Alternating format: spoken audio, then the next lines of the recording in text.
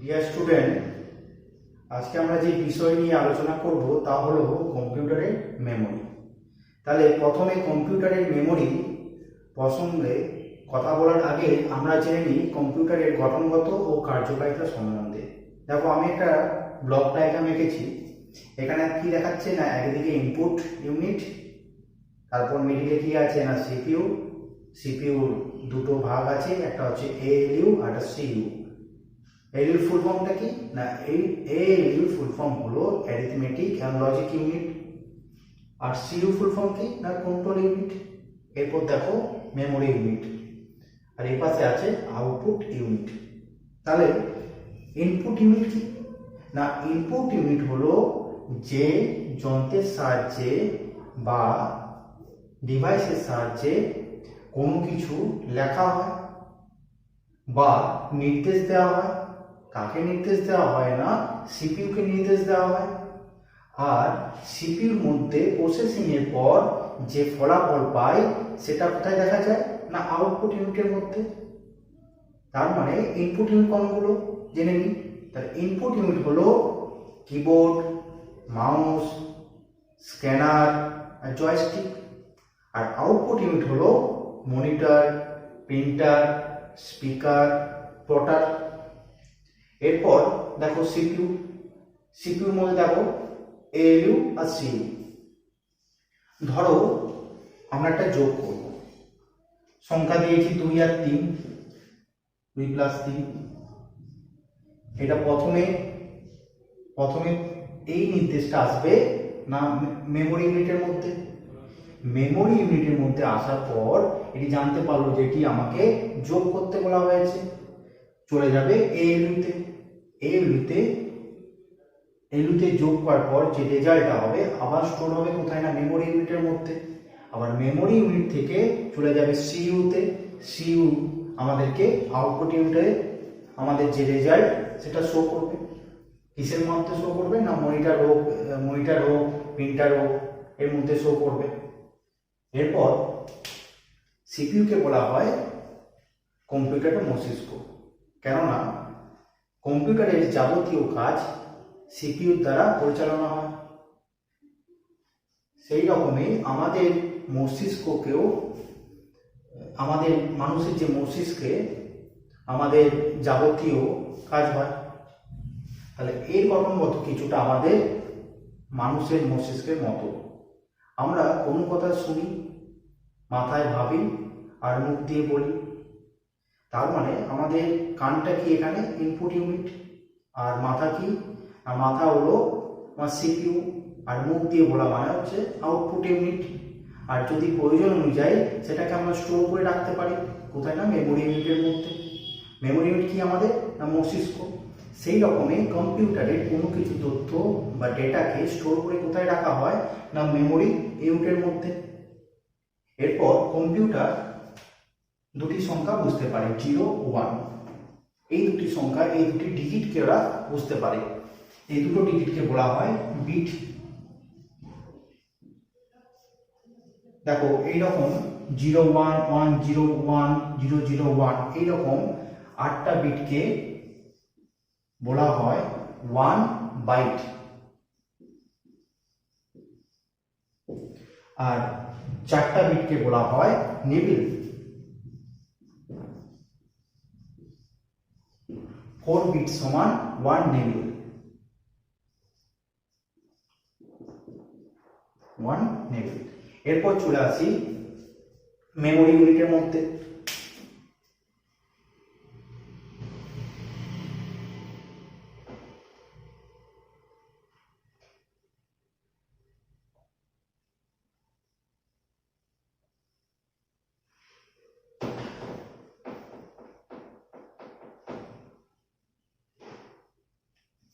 Memory ইউনিটে আসার আগে আমরা জেনে নিই আরেকটি কথা। আমরা প্রথমে কি জানলাম যে ইনপুট ইউনিটের মাধ্যমে যে কোনো তথ্য বা নির্দেশ দেওয়া হয় কোথায় না সিপিইউতে। তার মানে তথ্য মানে কি না ডেটা। জেনে ডেটা কি জিনিস।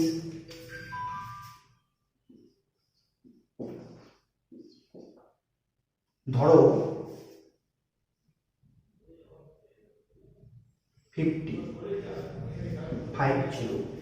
মানে একটা সংখ্যা। আবার যদি লিখি রাম ম্যাথ 50, দেখো এখানে রাম ম্যাথ আর 50 এই প্রতিটি একটি ডেটা নির্দেশ করছে, কিন্তু কোনো মিনিং নেই, অর্থবিহীন একটা শব্দ, কিন্তু প্রত্যেকটা একটি আলাদা আলাদা ডেটা, সেটা নাম সংখ্যা হোক, এইগুলোকে বলছে ডেটা। মানে অর্থহীন অসংগঠিত পূর্ণ অর্থকে বলা হয় ডেটা। এরপর যদি আমি বলি রাম ম্যাথে 50 পেয়েছে, বা যদি বলি ₹50 মানে 50 টাকা, মানে একটা অর্থপূর্ণ অর্থ পেলাম। তার মানে এইগুলোকে বলছে ইনফরমেশন।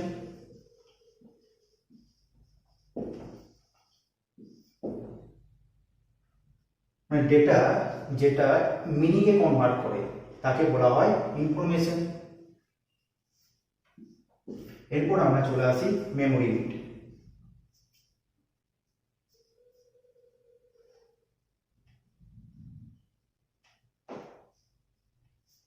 তাহলে কম্পিউটারের মেমোরির দুটো ভাগ, এক হচ্ছে প্রাইমারি মেমোরি আর সেকেন্ডারি মেমোরি। প্রাইমারি মেমোরির আবার দুটো ভাগ আছে, র্যাম আর রম। র্যামের আবার দুটো ভাগ আছে, এস র্যাম আর ডি র্যাম।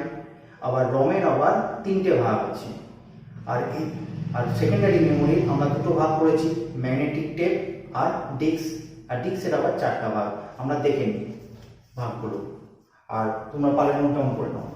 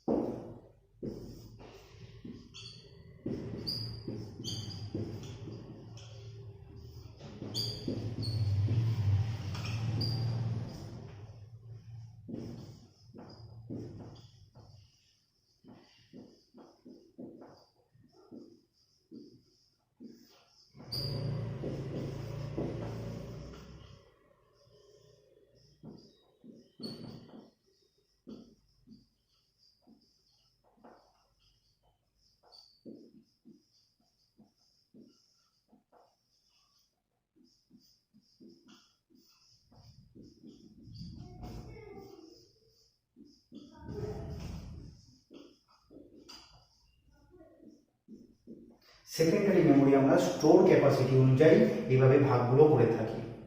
এরপর দেখো তাহলে প্রাইমারি মেমোরি কাকে বলা হয়, যে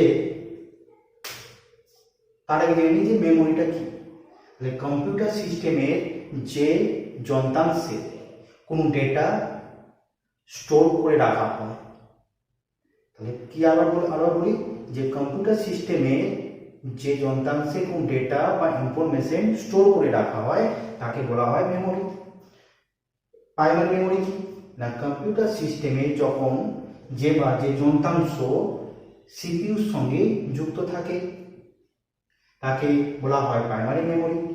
প্রাইমারি মেমোরির মধ্যে প্রথমে কোনো ডেটা যখন দেওয়া হয় তখন ফার্স্টে কোথায় স্টোর হয় না, প্রাইমারি মেমোরিতে। কিন্তু প্রাইমারি মেমোরির মধ্যে কোনো ডেটা স্থায়ীভাবে স্টোর হয় না। যতক্ষণ পর্যন্ত ইলেকট্রিসিটি থাকে ততক্ষণ পর্যন্ত ডেটা স্টোর থাকে প্রাইমারি মেমোরিতে। ইলেকট্রিসিটি যখন আমাদের কম্পিউটার সিস্টেম থেকে চলে যায় তখন ডেটাও আর স্টোর করা যায় না, এটাও চলে যায়। তাহলে আমরা এবারে দেখে নিই যে প্রাইমারি মেমোরির দুটো ভাগ, র্যাম আর রম। র্যামের ফুল ফর্ম কি না, র্যান্ডম অ্যাক্সেস মেমোরি। আর রম কি, রিড অনলি মেমোরি। ধরো আমরা কি করি, যদি কোনো কিছু লেখার থাকে তো ফার্স্ট আমরা রিড করে নিই, তারপর সেটাকে লিখি। মানে এই যে রিডের কাজটা কে করছে, রম, আর লেখার কাজটা করছে র্যাম। মানে কোনো প্রোগ্রামে ফার্স্টে রিড করে রম আর এক্সিকিউশনটা করে র্যাম। এরপরে চলে আসি র্যাম আর রম। তাহলে র্যামের দুটো ভাগ, এস র্যাম আর ডি র্যাম।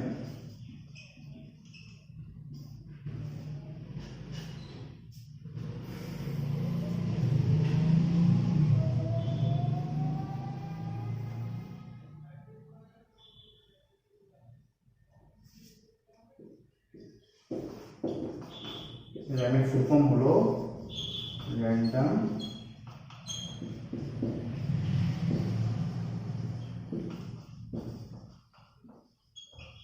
Access memory. এর দুটো ভাগ, এস র্যাম আর ডি র্যাম। এস র্যামের ফুল ফর্ম কি না স্ট্যাটিক র্যাম,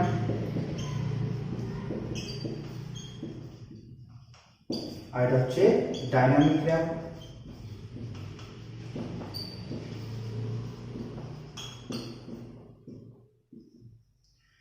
কম্পিউটার সিস্টেমের প্রাইমারি মেমোরি হলো র্যাম। র্যামও কোন স্টোরেজ ডেটা স্থায়ীভাবে স্টোর করা যায় না, তার মানে এটা হলো ভোলাটাইল প্রকৃতি। যতক্ষণ পর্যন্ত কম্পিউটার সিস্টেমে ইলেকট্রিক থাকবে বা আমাদের বিদ্যুৎ থাকবে ততক্ষণ পর্যন্ত ডেটা স্টোর থাকবে। আমাদের কম্পিউটার সিস্টেম থেকে যখন বিদ্যুৎ চলে যাবে বা ইলেকট্রিসিটি চলে যাবে তখন আর ডেটাও স্টোর থাকবে না। আবার এটাকে দুটো ভাগ, এস র্যাম আর ডি র্যাম। স্ট্যাটিক র্যাম কি না ট্রানজিস্টর দিয়ে এই র্যামটা তৈরি করা হয়। এই র্যাম খুব দ্রুতগতি সম্পন্ন, এতে এতে বিদ্যুৎ শক্তি খুব বেশি লাগে আর এর স্টোরেজ ক্ষমতা অনেকটাই কম। আর ডি র্যাম হলো ডাইনামিক র্যাম, ক্যাপাসিটার দিয়ে তৈরি হয় ডাইনামিক র্যাম, আর এর দাম অনেকটাই বেশি এস র্যাম থেকে। ধীর গতি সম্পন্ন কিন্তু কম ইলেকট্রিসিটি লাগে। এরপর আমরা রম নিয়ে আলোচনা করব।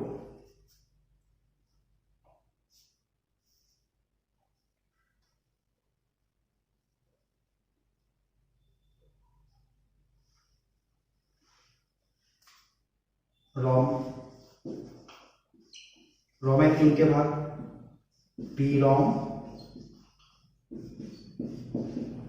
E P ROM, double E P R O M.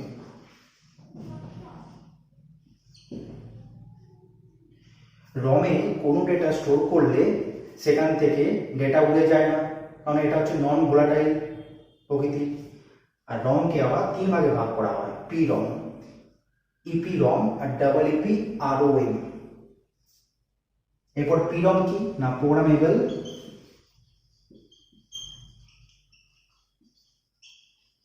Read only memory.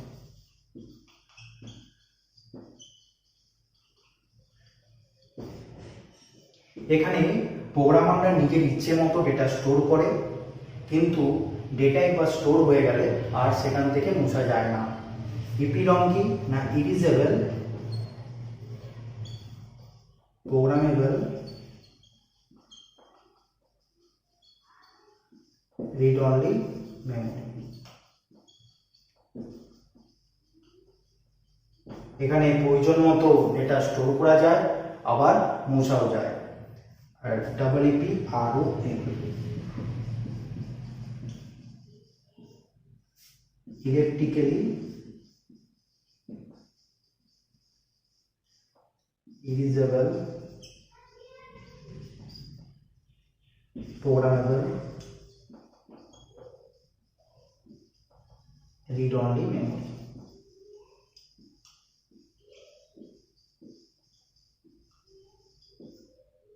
এখানে ডেটাকে সার্কিট বোর্ডের জায়গায় বাই ফোর্স ইলেকট্রিক্যাল দিয়ে বা বিদ্যুৎ প্রবাহ করে এটাকে রিড করা হয়। আর এক ধরনের মেমোরি দেখা যায় বা আমরা দেখতে পাই, সেটা হলো ফ্ল্যাশ মেমোরি। ফ্ল্যাশ মেমোরি এর কাজ অনেকটা ডব্লিউপি আরএম এর মতো, কিন্তু এখানে খুব দ্রুত গতিতে ডেটা স্টোর হয়। এরপর চলে আসি সেকেন্ডারি মেমোরির যে স্টোরেজ ইউনিট আছে, সেখানে ডিস্কের মধ্যে সিডি নিয়ে আমরা কথা বলবো। সিডির আবার 3টে ভাগ। সিডির ফুল ফর্ম কি না compact disc. CD storage MB কত 700 এমবির মতো, এখানে 3টে ভাগ, সিডি 3টে ভাগ।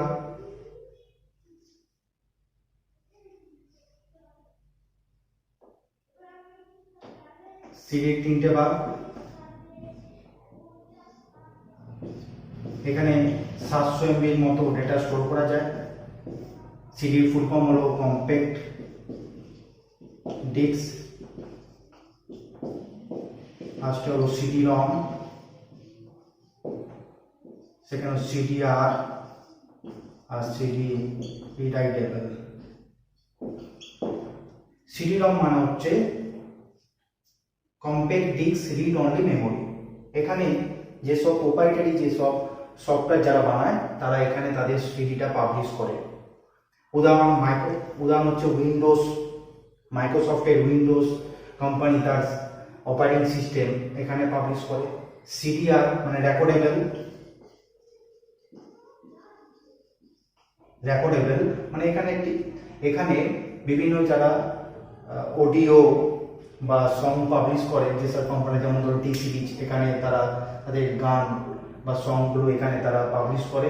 আর সিডি আরডব্লিউ, আর এখানে একবার কোনো জিনিস রেকর্ডেবলে যদি কোনো আমরা যদি রেকর্ড করে নিই তারপর সেখান থেকে আর মুছা যায় না। আর সিডি আরডব্লিউ মানে রিরাইটেবল।